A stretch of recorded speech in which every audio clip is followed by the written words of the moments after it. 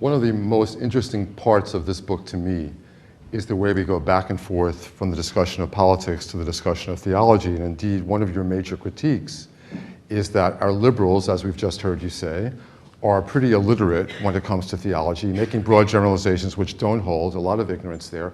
But you accuse Christianity to a large extent of becoming a kind of a liberal cant. You use the word cant, C-A-N-T, in connection with a lot of Christianity, whether it's the religious right, which you have no patience for, or it's a kind of liberal Christianity, which is a kind of mushy supporter of late global capitalism. So one of the nice things about the book for me is a person who cares about theology and cares about politics and sees you so resolutely bringing them together all of the time in unexpected ways.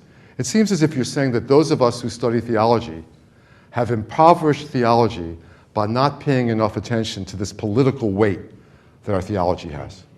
One of the things I admire about Chris Hitchens' work on theology, quite apart from his utter illiteracy, is the fact that Hitchens is not at all a mushy liberal where this comes. Hitchens is quite properly prepared to say he thinks religion is disgusting.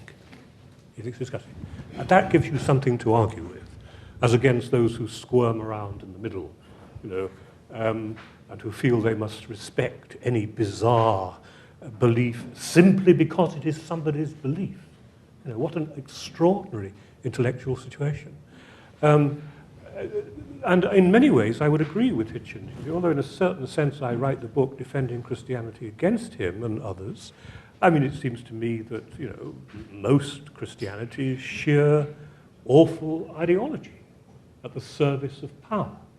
The New Testament has been disgustingly betrayed in that respect. That the message of the New Testament, extraordinary message that those who will inherit the kingdom are the scum of the earth, not the respectable, law-abiding people, the scum of the earth.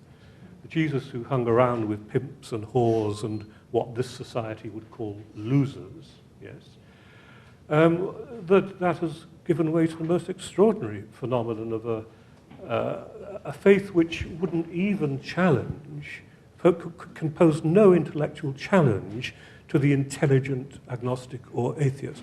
Which is oily, enormously lucrative, has a manic grin pasted permanently on its visage, and has utterly sold out the message of the New Testament. One of the problems with that is not only then that there are a lot of horrible redneck people around, and let's not forget that when we talk about fundamentalism, they're not just over there, they're Texan as well as Taliban, or wherever else they may come from, in a society like this, which is riddled from end to end with fundamentalism. Let's not forget also that if we talk about extremist fundamentalist Christians and extremist Muslims who blow the heads off innocent people, we also have to talk about extremist Jews, fanatical Jews who are even now bullying and aggressing their fellow citizens in the middle of Jerusalem.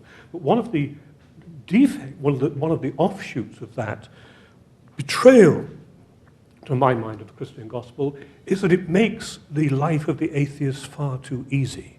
It means that he or she can buy his or her atheism on the cheap. Yes, I live in Ireland. In Ireland now the situation is that if you see a priest walking down the street, you cross the road straight away. Used to be a landlord, but now it's a priest. Yes, but the Irish intelligentsia, of course they're atheistic. In the same way that most of them have two legs. One will just assume that they are, because the Irish Catholic Church has never offered them a version of the gospel that even challenged them. Yes, it's very easy. I was fortunate, I suppose, when I was a student at Cambridge to meet, brought up in a very typical papist fashion, very reactionary papist fashion, to encounter a version of the Christian gospel which actually did challenge me somewhat, which was certainly, I would still maintain, far to the left, politically, of the Hitchenses and Hitchens of the world. There are all kinds of reasons why Dawkins doesn't like Christianity, but one of them is because it doesn't fit into his rather smug and liberal sort of, North Oxford middle-class view. He no longer likes the idea that you should leave your family. The New Testament, of course, is deeply hostile to that little American fetish known as the family. Yeah, it's deeply hostile, not least to Jesus' own family. Yeah?